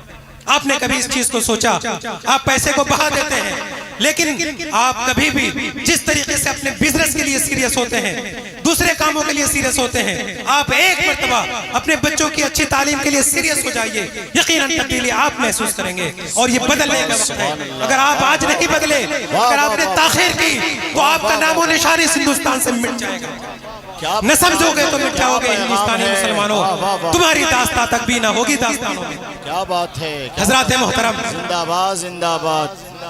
जोर से जवाब दिए भाई नारे का नाम। हम वो कौम हैं खातून ने जिसके खातून ने तारीख में सबसे पहले दुनिया को सबसे पहली डिग्री यूनिवर्सिटी अता की, वो खातून जिसने दुनिया को पहली डिग्री यूनिवर्सिटी की, वो यूनिवर्सिटी उम्मुल क़रवीन है जो आज तक जारी है। आपको पता है कि उम्मुल क़रवीन यूनिवर्सिटी ऑक्सफोर्ड से, कैम्ब्रिज से तकरीबन 300 साल पुरानी यूनिवर्सिटी है। ये यूनिवर्सिटी हमारे एक खातून ने, हमारी एक बेटी ने उस वक्त बनाई जब यूरोप के लोगों को अपने नामों का हिज्जे भी नहीं आता था। आज उस कौम की बेटियां हिंदुस्तान के अंदर, आपको पता है 48.3% इलिटरेट है। वो कौम जिसकी बेटी ने दुनिया को पहली यूनिवर्सिटी दी, आज उस कौम की बेटियां 48.3% जाहिल है, यानी तकरीबन आधी हमारी ऐसी बच्चियां हैं। 4.25 करोड़ बच्चियां ऐसी हैं हिंदुस्तान के अंदर जिन्होंने अपनी पूरी जिंदगी में न कोई स्कूल देखा, न कोई मदरसा देखा, न कोई यूनिवर्सिटी से पीछे हैं। हर रेशियो में हम पीछे हैं। आप कभी सचर कमेटी की रिपोर्ट को पढ़िए, कभी आप all India report on higher education 2021 को पढ़िए, जिससे पता चलता है कि हिंदुस्तान के सारे तबकात, सारे समाज के लोग, सारे मजहब के लोग जहां हायर एजुकेशन में बढ़ रहे हैं, तेजी से बढ़ रहे हैं, वहीं मुसलमान 8% से खिसक कर 4% पर आ गया है। दुनिया आगे बढ़ रही है और हम हायर एजुकेशन में 8 से 4 पे आ रहे हैं। एक साल के अंदर 1 करोड़ 80 मुसलमान हायर एजुकेशन से बिल्कुल पीछे चले गए। तो ये सोचने का मकाम है। आज आप संजीदगी का मुजाहरा कीजिए, आप तकरीरें सुनते रहिएगा, लेकिन अगर आप कुछ सीख रहे हैं, कुछ बदलने की नीयत से सुन रहे हैं, तो यकीन मानो मैं आपको सुनाने के लिए तैयार हूं। मैंने मेहनत किया है, 20 महीने तक मैंने रिसर्च किया है एजुकेशन पे, और इस स्पीच के लिए मैंने तकरीबन A4 साइज में तकरीबन अगर आप देखें तो 13,512 वर्ड में मैंने एक पूरी स्पीच लिखी है। वक्त का तकाजा नहीं है कि मैं पूरी तफसील सुना जाऊं आपको, लेकिन मैं कोशिश करूंगा कि इल्म की बात, अच्छी बात आप तक पहुंचा दूं। आप रिवायती तकरीर सुनते रहना, अगर आपको अच्छा लगे तो अमल कर लेना, शायद मुसलमानों का कोई भला हो जाए, क्योंकि अगर हम ऐसे ही चलते रहे तो काम नहीं चलेगा। अगर चाहूं तो नक्शा खींचकर अल्फाज में रख दूं हमारे आबा अजदाद की तारीख, वक्त नहीं दोहराऊं, लेकिन शायरी की जबान में अगर कहूं, इकबाल की जबान में कहूं, तो वो यही है कि अगर चाहूं तो नक्शा खींचकर अल्फाज में रख दूं, मगर तेरे तखय्युल से फजूतर है वो नजारा।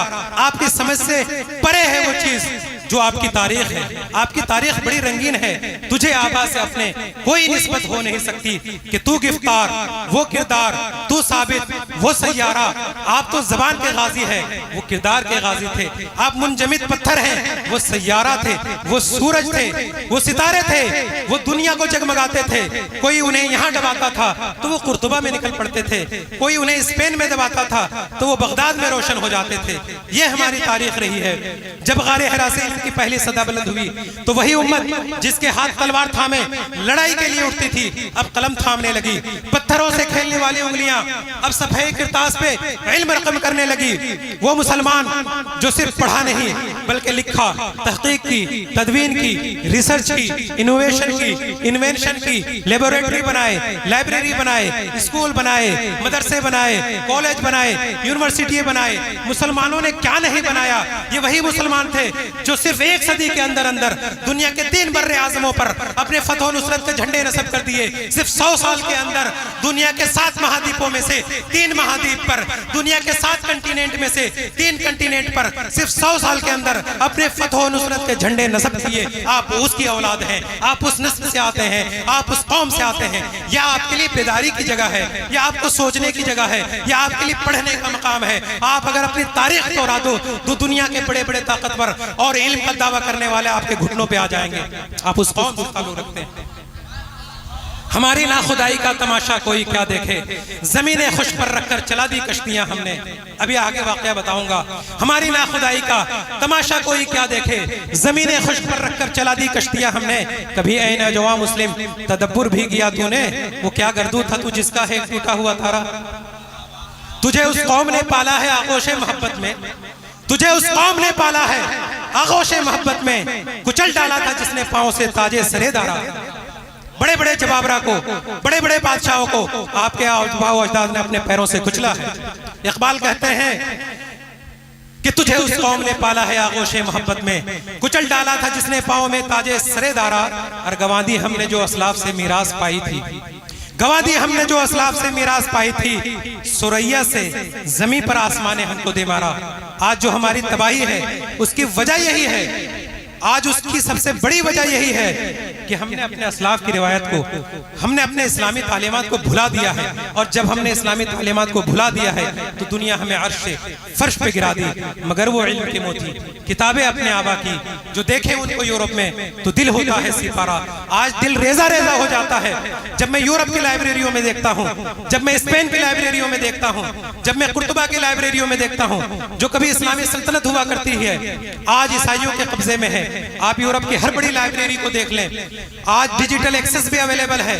आप देख सकते हैं कि मुसलमानों की वो सारी किताबें जो कुर्तुबा की लाइब्रेरियां जिससे भरी पड़ी हुई थी, जिससे बगदाद की लाइब्रेरियां भरी पड़ी हुई थी, कि जब हलाकू खान ने, जब तातारियों ने बगदाद को तबाह बर्बाद किया तो उस लाइब्रेरी से इतनी किताबें नहर फुरात में डाली थी कि 10 दिन तक फुरात का पानी काला होकर बह रहा था। लेकिन उनमें से जो चालाक अंग्रेज थे, जो चालाक लोग थे, वो किताबें उठाकर ले गए और यूरोप की लाइब्रेरियों में रख दिया। आज यूरोप की लाइब्रेरियों में वो किताबें अवेलेबल हैं और ये सारे लोग मानते हैं। अगर आप पढ़ेंगे तो आपको भी ये मालूम हो जाएगा कि यूरोप में जो सांसी इनकलाब आया है ये उन्हीं किताबों की मरहून है। पिछले 800 साल तक दुनिया के हर यूनिवर्सिटी में मेडिकल के फील्ड में सिर्फ एक ही बुक पढ़ाई की जाती रही है और वो किताबुत तिब है जो इब्ने सैना की लिखी हुई है, जो एक इस्लामी स्कॉलर थे। ये वही कौम है जिसने सबसे पहले तारीख में बज़ाब्ता मकतब बनाए, बज़ाब्ता मदरसे बनाए, बज़ाब्ता स्कूल बनाए, बज़ाब्ता लेबोरेटरी बनाई, बज़ाब्ता रिसर्च सेंटर बनाए। जिस वक्त मुसलमानों को पढ़ने का कोई तसव्वुर नहीं था, जिस वक्त लोगों को लिखना पढ़ना नहीं आता था, जिस वक्त लोगों को ये सोच नहीं थी कि कैसे हम जीपीएस बनाए, उस वक्त मुसलमानों ने कैंपस बनाया था। उस वक्त मुसलमानों ने पानी से चलने वाली ऑटोमेटिक घड़ी बनाई थी। आप उसकी औलाद हैं। आप अपने कभी तारीख को पढ़ो, आपकी तारीख बड़ी रंगीन है।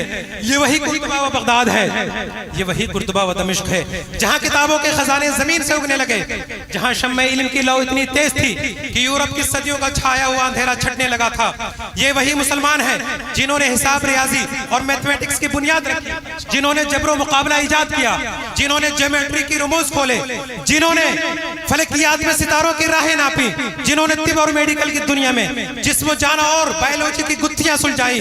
ये वही मुसलमान हैं जिन्होंने इल्मुल अदविया और मेडिसिन की फील्ड में शिफा के दर खोल दिए। हाँ हाँ, ये वही मुसलमान हैं जिन्होंने फलसफा में अक्ल की बुलंदियों को छू लिया। आप वो मुसलमान हैं, आप बड़े अजीम मुसलमान हैं, आपकी तारीख बड़ी अनमोल है। आज जिसे दुनिया अलजबरा कहती है, मालूम है वो अल-ख़वारिज़मी की देन है। आप लोग अलजबरा पढ़ते होंगे, मैट्रिक वाले भी जानते होंगे कि जबरा क्या चीज है। आज दुनिया जिसे अलजबरा कहती है वो अल-ख़वारिज़मी की देन है। किताबुल जब्र वल मुक़ाबला उन्होंने लिखी थी। तिब के हर मैदान में इब्ने सैना की महक है। बिनाई और कैमरों की दुनिया, इल्यूजन की दुनिया, बिनाई की दुनिया जिससे हम देखते हैं, आंखों की स्टडी का दुनिया। आपको पता है ये इब्नुल हैसम की मरहून है। आप इब्ने हैसम को पढ़ें, इन्हें फादर ऑफ ऑप्टिक्स कहा जाता है। कीमिया और केमिस्ट्री में, कीमिया और केमिस्ट्री में जाबिर इब्न हय्यान, फलकियात और एस्ट्रोनॉमी में अल-बैरूनी, और तिब में इब्ने सैना, ज़बानो बयान में सैबोई, और सियासत में मावर्दी की चमक साफ दिखाई देती है। आप कभी तारीख तो पढ़ें। हम कभी सियासत के शहनशाह हुआ करते थे, दुनिया सियासत हमसे सीखती थी। और आज हिंदुस्तान का आलम यह है कि हम पार्लियामेंट से लेकर सड़कों तक सियासत में, क़यादत में, मुक़न्नना में, लॉ मेकिंग में, पॉलिसी में, बजट में, हर जगह हम पीछे हैं। फिर कहते हैं कि हमारे खिलाफ साजिशें हो रही हैं, हमारे खिलाफ नैरेटिव चला जा रहा है। दोस्तों, ये नैरेटिव का दौर है। आप कितने अच्छे हैं कोई माना नहीं रखता है। मीडिया के जरिए जो आप नैरेटिव चलाते हैं वही आपकी हकीकत तस्लीम की जाती है।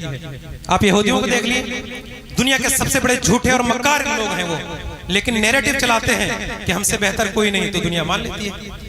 मैं हिंदुस्तान में होते हुए यहाँ की चीजें बयान करना मुनासिब नहीं समझता हूँ, लेकिन आप नैरेटिव की ताकत को समझते हैं तो आप उनके नैरेटिव के शिकार हैं। होना तो ये चाहिए था कि नैरेटिव आप तय करते और दुनिया आपके नैरेटिव पे जवाब देती। आप ये तय करते कि मीडिया में क्या चलेगा और क्या नहीं चलेगा, और दुनिया उसका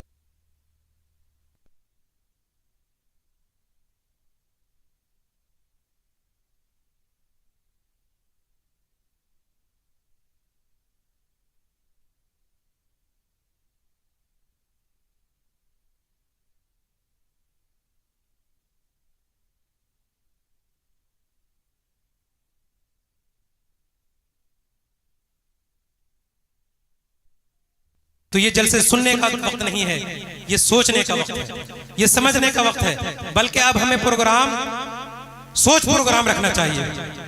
प्रोग्राम का पूरा नाम ही सोच प्रोग्राम रखना चाहिए। ये बैठकर मिलकर सोचने का काम है।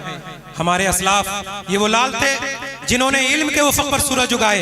ये गौरवा था जो मक्का की वादी से निकला और उंदुलुस के महलों, बगदाद की गलियों, नेशापुर के बाजारों, दिमश्क के मदरसों, काहिरा की लाइब्रेरियों और समरकंद बुखारा के चौपालों तक इल्म का समंदर बनकर फैल गया, इल्म का पैगंबर बनकर फैल गया।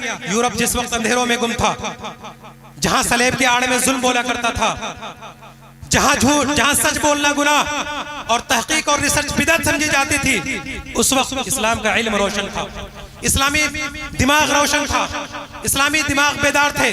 और मुसलमान इस धरती के अंदर, इस तारीख के अंदर खालिद इब्ने वलीद की तलवार, तारिक इब्ने ज़ियाद, मूसा बिन नसीर की हिम्मत, इमाम आज़म, इमाम शाफ़ई, इमाम मालिक, इमाम अबू हनीफा, इमाम राजी, इमाम तिरमिजी, इमाम तबरानी, इमाम मालिक और इमाम बुखारी, इमाम मुस्लिम, इन तमाम इमामों के कलम से और हजरत इमाम राजी और हजरत इमाम गजाली के फलसफे से दुनिया को मुनव्वर कर रहे थे।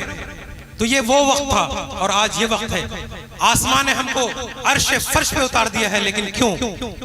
इसका इलाज हमें ढूंढना है। आज इसी क्यों का जवाब ढूंढने के लिए हम यहाँ इकट्ठा हुए हैं। और अगर आपने ये जवाब आज ढूंढ लिया, देखिए दुनिया में जब कोई प्रॉब्लम होती है, मैं चूंकि मैंने बताया नहीं, लेकिन मैं आपको बता देता हूं कि मैं दुनिया की सबसे बड़ी कंपनी का एक वर्कर हूं। मैं दुनिया की बहुत बड़ी कंपनी में काम भी करता हूं as a Arabic language expert, as a English language expert और एज ए फ्रॉड इन्वेस्टिगेटर। मैं मदरसे का पढ़ा हुआ हूं, मैंने कभी कोई स्कूल नहीं पढ़ी, लेकिन मुझे याद नहीं रहता कि महीनों में हमने कब हिंदी बोली। हमारी पूरी गुफ्तगू इंग्लिश में होती है। कारपोरेट कल्चर को आप जानते हैं। तो एक मदरसे का अदना तालिबे इल्म जब ये सब कुछ कर सकता है सिर्फ एक पॉजिटिव सोच की बुनियाद पर, तो आप में से हर बच्चा ये पोटेंशियल रखता है, आप में से हर के अंदर ये पोटेंशियल मौजूद है। आप चाहे तो ये तब्दीली ला सकते हैं। आज जो नई टेक्नोलॉजीज आ रही है, इमरजेंस टेक्नोलॉजी, इसमें बड़ी तेजी से तब्दीली आ रही है। जो नॉन टेक बैकग्राउंड के हैं वो डेवलपर बन रहे हैं। आज आपको डेवलपर बनने के लिए, बहुत बड़ा सॉफ्टवेयर इंजीनियर होने के लिए आपको पाइथन, C++ पढ़ने की कोई जरूरत नहीं है। को पायलट प्रोग्राम आज आ रहे हैं। आप सिर्फ अपनी जबान की बुनियाद पे कमांड लिख करके बड़े बड़े सॉफ्टवेयर बना सकते हैं। मैं चाहूंगा कि आप लोग अपनी फिक्र को बदलें और अपने बच्चों को छोटी उम्र से कोडिंग सिखाएं, C++ सिखाएं, पाइथन सिखाएं। मैंने खुद देखा है, मैंने 6 महीना पहले ये जरूरत महसूस की कि मुझे पाइथन सीखना चाहिए, मैंने C++ सीखना चाहिए। बिना किसी मदद के आज मैं C++ में और पाइथन में बेहतरीन प्रोग्रामिंग लैंग्वेज लिख सकता हूँ। और फिर मैंने ये महसूस किया कि ये सिर्फ खौफ का माहौल है। हमें लगता है पता नहीं ये किस ग्रह की चीज है C++, लेकिन यकीन मानो ये अलिफ बे ते से कम नहीं है। ये इसकी वैल्यू सिर्फ ABCD की तरह है। चूंकि हम उससे दूर होते हैं इसलिए हमें लगता, और आने वाली जो जिंदगी है, आने वाला जो फ्यूचर है वो टेक्नोलॉजी का फ्यूचर है। कल कुछ ही दिनों के अंदर आपसे कोई मसला मसाइल भी पूछने नहीं आएगा। उलमा के लिए भी सोचने की बात है। गेटअप में जो सबसे बड़ी लाइब्रेरी है चैट GPT की और AI की, आर्टिफिशियल इंटेलिजेंस की, तो गेटअप की लाइब्रेरी में जितना ज्यादा आपका मटेरियल होगा जवाब उसी तरीके से सिलेक्ट कर होकर आता है। तो अगर आपका मुफ्ती टेक माहिर नहीं होगा, अगर उसको AI नहीं आएगी, तो गेटअप में इस्लामी फिक़ह को फीड नहीं करेगा, तो इंसान चूंकि टेक का मोहताज हो जाएगा, वो टेक से मसाइल पूछने लगेगा, फिर वो टेक जैसा उसे बताएगा वो ऐसा अमल करेगा, और पता चला कि वो टेक उसे जन्नत के बजाय जहन्नम में ले जा रहा है। तो उलमा के लिए भी जरूरी है कि वो टेक में आए, मदरसों में भी तालीमी टेक्निकल तालीम हो। और ये कोई बहुत बड़ी चीज नहीं है। मैं अपना पर्सनल एक्सपीरियंस बताता हूँ कि जब मैं नेट एलिजिबिलिटी टेस्ट की तैयारी कर रहा था, जब मैं PhD के लिए नेट की तैयारी कर रहा था, JRF के लिए, तो उसमें एक सब्जेक्ट है इंडियन लॉजिक। मुझे ये लग रहा था कि इंडियन लॉजिक तो हमने पढ़ा नहीं, इसे छोड़ दूंगा। मैं अपने सब्जेक्ट में अरबी में अच्छा कर लूंगा, बाकी डेटा इंटरप्रिटेशन या दीगर चीजें देख लूंगा, लेकिन इंडियन लॉजिक लगता है कुछ नया है। फिर मैंने सोचा देख लेता हूँ क्या। जब मैंने इंडियन लॉजिक को देखा तो मैंने देखा ये तो आधे घंटे का कोर्स है, और ये इंडियन लॉजिक कोई और चीज नहीं है, ये वही है जो हमने मदरसा में दरस निज़ामी में, कुतबी में, मिर कुतबी में और मिरकात में हमने मंतिक पढ़ी है। ये मंतिक जो हम पढ़ते हैं वो मशरिकी है, इसी तरीके से एक इंडियन मंतिक है जिसको इंडियन लॉजिक कहते हैं, तो सिर्फ न जानने की वजह से बहुत सारी चीजें हम स्किप कर देते हैं। हमें लगता है कि पता नहीं वो कैसी चीज है, लेकिन दरअसल चीजें ऐसी होती नहीं है। जब आप उसमें घुसेंगे तो वो बहुत हल्की होती है। हजरात मोहतरम, जो इस दुनिया के अंदर इनकलाब आया है, ये सब एजज़ा, ये सारा मौजज़ा था इक़रा का। ये बरकत थी नबी उम्मी की, जिन्होंने सहाबा इकराम की ऐसी तरबियत की, जिन्होंने बहुत जल्द ही पूरी दुनिया के हर गोशे में इल्म व कलम से इनकलाब पर पकड़ दिया। आप सल्लल्लाहु ताला अलैहि वसल्लम ने अपने तालीम के जरिए, तालीम और तरबियत के जरिए, अखलाक़ करीमाना के जरिए अरब के पत्थर दिल इंसानों को, पथरीली सरजमीन के पत्थर दिल इंसानों को अपने अखलाक़ करीमाना से, अपने तालीम और तरबियत की पावर से ऐसा बदला कि अरब के वही बद्दू कौम जो निहायत अड्डल टाइप के हुआ करते थे, जो किसी बात पे अड़ जाते थे तो दाग की तरह बैठ जाते थे, वो यस कर दिए तो यस, ना कर दिए तो ना, छोटी छोटी चीजों के लिए 40-40 साल तक लड़ते थे। आप सल्लल्लाहु ताला अलैहि वसल्लम ने उस अरब की पथरीली सरजमीन के पत्थर दिल इंसानों को कुछ यूं मौम किया कि अरब के वही लोग जो पहले बातिल पे सख्त थे, आप सल्लल्लाहु ताला अलैहि वसल्लम ने उनकी उस सख्ती को बदला नहीं, उनकी उस तबीयत को बदला नहीं, उनकी उस नेचर को बदला नहीं, बल्कि उन्हें शिफ्ट कर दिया जहल से नूर की तरफ, बातिल से हक की तरफ, जहालत से गुमराही, जहालत और गुमराही से हिदायत की तरफ। और फिर वो दिन आया कि जो कौम बातिल पर होते हुए इतनी सख्त थी, जब उन्हें हक का मेयार नसीब हो गया तो फिर उनके तसल्लुक और सख्ती का वो आलम हो गया कि पहाड़ भी उनके सामने आ जाता तो वो हिलने वाले नहीं थे। तो ये इसलिए हो पाया कि आप सल्लल्लाहु ताला अलैहि वसल्लम ने अपने इल्म के जरिए, दूरअंदेशी के जरिए उनके नेचर का सही इस्तेमाल किया। आप में से जो लोग सख्त हैं, आप में से जो लोग को गुस्सा आता है, तो आप अपने उस नेगेटिविटी को पॉजिटिव में बदलिए, अपने गुस्से को अपने जज्बात में बदलिए, आप अपनी सख्ती को अपने सवालात में बदलिए और उन लोगों के राह में सवालात खड़े कीजिए जो आपको बेवकूफ बनाकर आपके वोट तो ले जाते हैं, लेकिन आपके गांव में, आपके मोहल्ले में न ढंग का कोई स्कूल खोलते हैं, न ढंग का कोई तालीमी प्लान बनाते हैं। तो मैं ये नहीं कहता कि आप अपने नेचर को बदलिए, आप मत बदलिए, क्योंकि कभी कभी हम आप ऑफिस में कहते हैं कि your weakness is your strength, कि कभी कभी आपकी कमजोरी आपकी ताकत बन जाती है। आप कमजोर हैं, आपके पास कुछ नहीं है, तो ये आपकी ताकत यूं बनती है कि खोने को तो कुछ नहीं है, मैं लड़ लेता हूं, अगर जीत गया तो कामरान और हार गया तो खोने को यूं ही कुछ नहीं। तो इस तरीके से हम अपने नेगेटिविटी को, अपनी कमजोरी को ताकत बनाते हैं। आपके पास अगर कुछ नहीं है तो ईमान की ताकत को इस्तेमाल कीजिए और उनके राहों में खड़े हो जाइए कि आपको हम वोट उस वक्त देंगे जब आप हमारे इलाके में तालीमी इनकलाब बर्पा करेंगे, तालीमी मंसूबा लाएंगे, कोई स्कूल खोलेंगे, कोई कॉलेज खोलेंगे, कोई एजुकेशनल कंसल्टेंसी खोलेंगे, तब हम आपको वोट देंगे। तो आप अपनी सख्ती को और अपनी ताकत को, अपने गुस्से को, अपनी जहालत को इस्तेमाल कीजिए, मगर जहालत के लिए नहीं बल्कि इल्म के लिए, नेगेटिविटी वे में नहीं बल्कि पॉजिटिविटी में। आपको बहुत ज्यादा बदलने की जरूरत नहीं है, बल्कि शिफ्ट होने की जरूरत है, थोड़ी सी तब्दीली लाने की जरूरत है। इंशाअल्लाह तबारक व तआला इनकलाब आएगा और इनकलाब इसी धरती से ही आएगा। दुरूद पाक पढ़े, अल्लाहुम्मा सल्ली अला सय्यदना व मौलाना बिल जूद वल करम। मिसाल एक्चुअली पढ़े लिखों के साथ यही मसला होता है, जब हम वो एक कोई बात करते हैं तो हजारों इन्फॉर्मेशन मेरे सामने झांकने लगता है और लगता है कि सब आपको सुना दें, लेकिन इस मुख्तसर मुद्दत में क्या क्या सुनाया जा सकता है। आप ये समझ लीजिए कि इल्म की ताकत और जो इस्लामी मैसेज है वो कितना पावरफुल और स्ट्रॉन्ग होता है। हजरत हुज़ैफा रज़ी अल्लाह ताला अन्हु, सॉरी हजरत इकरमा बिन अबी जहल, जो इस्लाम के सबसे बड़े दुश्मन, हजरत इकरमा रज़ी अल्लाह ताला अन्हु कौन है? इस्लाम के सबसे बड़े दुश्मन अबू जहल के बेटे। जब फतह मक्का के बाद अल्लाह के रसूल ने, आप तो रहमो करम के पैकर हैं, बहुत सारे लोगों को बख्श दिया, बड़े बड़े दुश्मनों को भी बख्श दिया, लेकिन कुछ ऐसे लोग थे जिन्होंने मुसलमानों को बड़ी तकलीफ दी थी। अबू जहल का नाम तो मशहूर है, तो बेटे पे भी असर था, तो इनको भी अमान नहीं मिली थी, लेकिन इनकी बीवी मुसलमान हो गई। उनकी बीवी हुजूर की बारगाह में पहुंची और कहा कि या रसूल अल्लाह, मेरे शौहर आपके डर से भागा भागा फिर रहे हैं, अभी यमन की तरफ जा रहे हैं, आप उन्हें अमान दे दीजिए। अल्लाह के रसूल तो रहम दिल थे ही, रहमतुल लिल आलमीन है, कोई मामूली बात नहीं है। और जब इस्लाम की एक बेटी सदा लगा रही हो तो रद्द कैसे हो? लोग कहते हैं कि इस्लाम ने औरतों को क्या मकाम दिया। देख रहे हैं एक ऐसा शौहर जिसने हर वो कोशिश की जिससे मुसलमानों को तकलीफ पहुंचे, हर वो कोशिश की जिससे इस्लाम के राह में रोड़े अटकाए, जिसने जी भर भर अल्लाह के रसूल की गुस्ताखियां की, लेकिन एक बेटी की बात आई तो अल्लाह के रसूल ने कहा कि जा, मैंने तेरे शौहर को अमान दे दिया। उनकी अहलिया जाती है, खोज के ढूंढ के अपने शौहर हजरत इकरमा को हुजूर की बारगाह में लाते हैं। इकरमा अर्ज करते हैं, या रसूल अल्लाह, मैंने सुना है, मैं इस लायक तो नहीं है, लेकिन मैंने सुना है कि आपने मेरे लिए अमान दे रखी है, मेरी बीवी ऐसा कहती है। आपने फरमाया कि हाँ, मैंने तुम्हें अमान दे रखी है, जाओ, तुझ पर कोई मुआखजा नहीं होगा। इस लफ्ज में वो तासीर थी कि हजरत इकरमा जमीन पे गिरे, कलमा पढ़कर दायरे इस्लाम में दाखिल हुए और फिर फरमाया कि जितनी दौलत मैंने इस्लाम की राह में रुकावट के लिए खर्चा की है, उसका डबल इस्लाम की राह में खर्चा करूंगा। जितनी लड़ाइयां मैंने इस्लाम को रोकने के लिए की हैं, उसका डबल इस्लाम की राह में लड़ूंगा। और फिर तारीख ने देखा कि एक जंग में हजरत इकरमा रज़ी अल्लाह ताला अन्हु लड़ते लड़ते घोड़े से उतर पड़े। कमांडर थे हजरत खालिद इब्न वलीद। हजरत खालिद इब्न वलीद ने कहा कि इकरमा आप ऐसा न करें, नुकसान हो सकता है।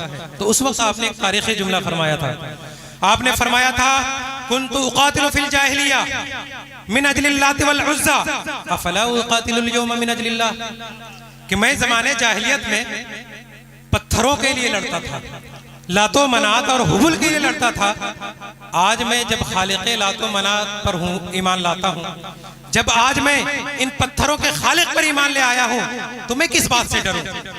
इम्मन नस्र इम्मन शहादा, या तो फतह नसीब होगी या अल्लाह का दीदार नसीब होगा। ये ताकत थी, ये ईमान था, ये जज्बा था, तभी 313 होकर हजारों पे काफी थे।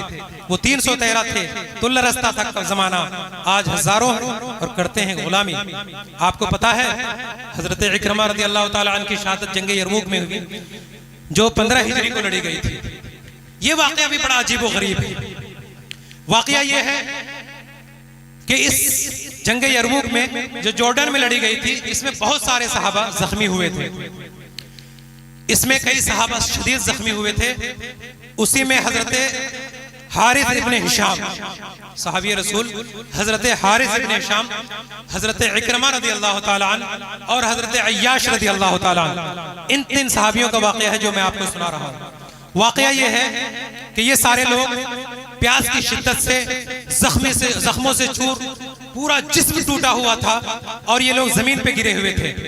इनके भाई हजरत हुज़ैफा अदवी रज़ी अल्लाह ताला अन्हु, जो हजरत हिशाम और हजरत इकरमा के चचेरा भाई हैं, इनको ख्याल हुआ कि सुनने में आ रहा है कि बहुत से सहाबी जख्मी हो गए हैं। तो ये खेमे से निकले, पानी का मशकीसा निकलिया और अपने भाई की तलाश में निकल गए कि अगर उन्हें प्यास लगी होगी तो मैं पानी पेश कर दूंगा। ढूंढते ढूंढते उनकी मुलाकात हजरत हारिस इब्न हिशाम से हुई।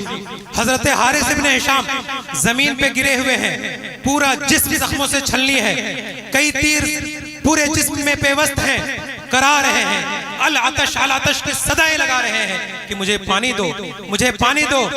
हजरत अदवी रज़ी अल्लाह ताला अन्हु पानी पेश करते हैं। उसी वक्त हजरत हारिस इब्न हिशाम के कान में कराहने की आवाज आती है। वो किसी तरीके से पलट कर देखते हैं तो एक सहाबी नजर आते हैं, वो हजरत इकरमा रज़ी अल्लाह ताला अन्हु हैं। वो प्यास से तड़प रहे हैं। आप कहते हैं, इशारतन कहते हैं कि अदवी, ये पानी मेरे भाई को दे दो। वो सहाबी पानी लेकर हजरत इकरमा के पास पहुंचे। जब हजरत इकरमा ने पानी को लिया, अभी मुंह में पानी लगाने ही वाले थे कि उनके कान में एक आवाज आती है, अल आतश। पलट कर देखते हैं तो हजरत अय्याश रज़ी अल्लाह ताला अन्हु प्यास से तड़प रहे हैं। हजरत इकरमा फरमाते हैं कि ये पानी मेरे भाई को दे दो।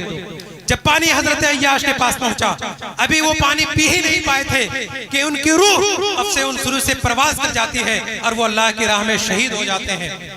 हजरत हुज़ैफा अदवी पलटते हैं, हजरत इकरमा के पास पहुंचते हैं। इतने में हजरत इकरमा की भी जान निकल चुकी होती है। फिर वो हजरत हारिस इब्न हिशाम के पास पलटते हैं। ये भी अल्लाह की राह में शहीद हो चुके होते हैं। ये था इसार का जज्बा। और पता ही तालीम कहां से मिली थी? ये तालीम और ये सबक उन्हें जागने के आलम में वो क्या सबक था जो उन्हें याद दिला रहा था? एक जुमला है, छोटा सा जुमला है, हदीस का टुकड़ा है, बड़ा पावरफुल टुकड़ा है। अल्लाह के रसूल फरमाते हैं, अहिब लिगैरिक मा तुहिब्बु लिनफ्सिक, कि अपने भाई के लिए वही पसंद करो जो तुम अपने लिए पसंद करते हो। आपको शायद इस छोटे से जुमले की अहमियत का अंदाजा ना हो। अगर इस छोटे से जुमले पे इसकी बलागत पे अगर तकरीर की जाए तो रातें खत्म हो सकती हैं। इसीलिए हुजूर को जवामिउल कलीम कहा गया। यानी आप अपनी छोटी सी बात में ऐसी बात कह देते थे जिसकी तफसीर में, जिसकी ताबीर में सालों लिखी जा सकती है। आपने फरमाया कि अपने भाई के लिए वही पसंद करो जो अपने लिए पसंद करते हो। आप सोच के देखें कि अगर आपने लिए आप वो पसंद करें कि मुझे अच्छा लगे, मुझे सुकून मिले, मैं पढ़ूं, मुझे कोई तकलीफ ना दे। और अगर आपकी यही शऊर, आपका यही जज्बा अपने भाई के लिए हो, अगर आप इस रूल को पूरी दुनिया पे अप्लाई करें तो आप मान के देखो कि क्या इस दुनिया में कहीं जंग हो सकती है? क्या कहीं कोई लड़ाई हो सकती है? कि आप जो अपने लिए पसंद करते हो वही अपने भाई के लिए पसंद करो। यही मैसेज था जो हजरत इकरमा को याद आ गया। यही वो मैसेज था जो हजरत हुदैफा को याद आ गया।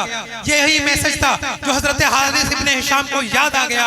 और उन्होंने जागने के आलम में भी इस सुन्नत को जिंदा किया और वो उन्होंने मौत का गला लगाना पसंद किया, लेकिन इस हदीस से पहलू तही नहीं की, इस सुन्नत को जिंदा किया। और इसीलिए कहा जाता है कि जिसने एक हदीस को जिंदा की उसे 100 शहीदों का सवाब दिया जाता है।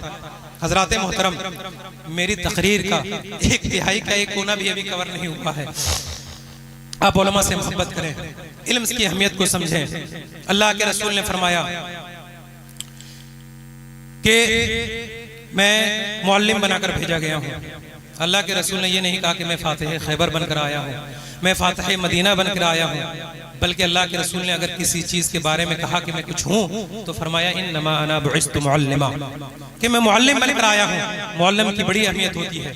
मैं आपको तारीख की रोशनी में, तजर्बात की रोशनी में बताता, लेकिन वक्त बहुत कम है। आप ये मान के चलो कि इल्म की बड़ी अहमियत है, इल्म की बड़ी फजीलत है, आबिदों पे फजीलत है। अल्लाह के रसूल ने फरमाया मन सलका तरीक़न यतलुबु फ़ीही इल्मन सहलल्लाहु लहू तरीक़न मिन तुरुक़िल जन्नह व इन्नल मलाइकता लतदअु अजनिहतहा रिदन लितालिबि इल्म व इन्नल आलिमा यदअु लहू मन फ़िस समावाति व मिन फ़िल अर्द वल हूत फ़ी जौफ़िल मा व इन्न फ़ज़लुल आलिमि अलल आबिदि कफ़ज़लिल क़मरि लैलतल बदरि अला साइरिल कवाकिब व इन्नमल उलमाउ वरसतुल अंबिया वल अंबियाउ लम युवर्रिसु दीनारन वला दिरहमन वलाकिन वरिसुल इल्मा फमन फहद्दहु हद्दन वाफ़िया। अल्लाह के रसूल फरमाते हैं कि तालिबे इल्म की बड़ी अहमियत है कि जब तालिबे इल्म राह चलता है अल्लाह उसके लिए जन्नत का रास्ता आसान कर देता है। दुनियावी कारपेट नहीं, अल्लाह फरिश्तों को हुक्म देता है। तालिबे इल्म हमेशा अल्लाह की निगरानी में होता है। अल्लाह कहता है कि फरिश्तों तुम इनके लिए रेड कारपेट नहीं अपने परों को बिछा दो। फरिश्तों के परों की अहमियत क्या होती है वो आपको क़यामत में नजर आएगी कि जिसका एक छोटा सा टुकड़ा भी जमीन पर आ जाए तो उसकी खूबसूरती से सारे लोग बेहोश हो जाए। वो फरिश्ते अपने नर्म नाजुक पर को तालिबे इल्म के लिए बिछाते हैं। अल्लाह के रसूल फरमाते हैं कि कायनात की हर चीज़ उसके लिए दुआ करती है, समंदर की मछलियाँ उनके लिए दुआ करती हैं। और आलिम की फजीलत यह है कि एक आलिम एक आबिद पर ऐसे ही फजीलत रखता है जैसे 14वीं का चांद 14वीं के रात पर तमाम सितारों पे फजीलत रखता है। और उलमा अंबिया के वारिस होते हैं, अंबिया के इनहेरिटेंस, अंबिया के वारिस कोई दिरहमो दिनार के नहीं बल्कि इल्म के वारिस होते हैं। इससे इल्म की अहमियत का अंदाज़ा होता है। इसलिए आप इल्म के मोहब्बत करने वाले बने, उलमा की मोहब्बत करने वाले बने। अगर आपने ऐसा कर लिया, अगर आपने उलमा से मोहब्बत कर ली, यकीनन इनकलाब आएगा। अल्लाह ने जब फरमाया नहनु नज़्ज़लना ज़िक्रा व इन्ना लहू लहाफ़िज़ून, आखिरी बात कह के गुजर रहा हूँ। जब अल्लाह ने फरमाया नहनु नज़्ज़लना ज़िक्रा व इन्ना लहू लहाफ़िज़ून, कि मैंने इस किताब को नाजिल किया, मैं ही इसका मुहाफिज हूँ, तो हर मुहाफिज उसकी हिफाजत के लिए कुछ तदबीरें करता है, कुछ लोगों को चुनता है। आप किसी मुल्क को मिसाल में ले सकते हैं किसी हुकूमत को मिसाल में ले सकते हैं, जब कोई बादशाह होता है अपनी सरहद की हिफाजत के लिए लोगों को चुनता है, किसी को बॉर्डर पे रखता है, किसी को खुफिया विभाग में रखता है, किसी को पुलिस में रखता है, किसी को फौज में रखता है, किसी को मुशीरे कार में रखता है, अलग अलग रेयर में अलग अलग लोगों का इंतखाब फरमाता है। अल्लाह ने इसी कल्चर को, इसी नेचर को, इसी तबीयत का लिहाज करते हुए, बल्कि अल्लाह तो खालिक कायनात है, उसकी तबीयत, उसकी पसंद के आगे दुनिया की क्या कमाल। तो अल्लाह ताला ने जब ये वादा किया कि मैं इस किताब का मुहाफिज हूँ, तो उसके लिए भी लोगों को चुना है। चुनांचे हाफिज कुरान को उसने कुरान के अल्फाज की हिफाजत के लिए चुना है, कारी कुरान को कुरान की तिलावत के लिए चुना है, उलमाए किराम को कुरान के मानी की हिफाजत के लिए चुना है, मुहद्दिसीन किराम को कुरान की तफसीर के लिए चुना है, मुफस्सिरीन कुरान को कुरान की तफसीर के लिए चुना है, मुज्तहिदीन कुरान को कुरान से अख्ज़ इल्म के लिए चुना है। यूं अल्लाह ताला इसकी हिफाजत की जिम्मेदारी ले रखा है। तो जो हाफिज कुरान है, जो आलिम दीन है, जो कारी कुरान है, वो मामूली लोग नहीं है। मैंने शुरू भी कहा था और आज भी कह रहा हूँ कि इनकी सही अहमियत का अंदाजा आपको क़यामत में ही होगा, क्योंकि ये आम लोग नहीं, ये अल्लाह के चुनिंदा लोग हैं। और अल्लाह ने इसका भी ऐलान कर दिया है। अल्लाह ने फरमाया कि सुम्मा औरसनल किताब अल्लज़ीना इस्तफ़ैना मिन इबादिना, कि जब हम इस किताब का वारिस किसी को बनाते हैं, जब हम इस किताब का इनहेरिटेंस किसी को बनाते हैं, तो हम अपने बंदों में से चुनते हैं। तो ये आलिम कोई मामूली लोग नहीं, ये हाफिज कोई मामूली लोग नहीं होते हैं, ये अल्लाह के चुनिंदा लोग होते हैं। और जो अल्लाह के चुनिंदा लोग होते हैं, उस